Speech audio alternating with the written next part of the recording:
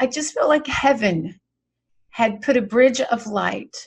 And whatever heaven was, I didn't, it's hard to even articulate that. But for me, it was that sort of utopia sense of a space and time where we're all loved and accepted. And I felt like that the spirit world opened their door. And for me, I know that I felt a calling. I felt a drawn to study more and learn more. I was really a beginner, right? I didn't grow up with this stuff. I meditated more and I started recognizing signs. And one of the biggest signs I saw was when I would come home from my regular job, that I would never leave, is I started seeing butterflies everywhere.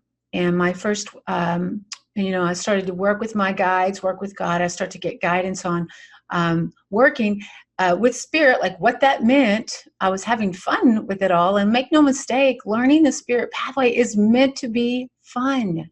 It's meant to bring joy. It's meant to bring healing. That's why we get to do it.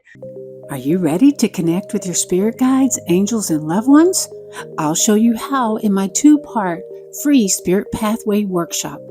You'll learn how to access healing wisdom, messages, support, and love waiting for you. Sign up today.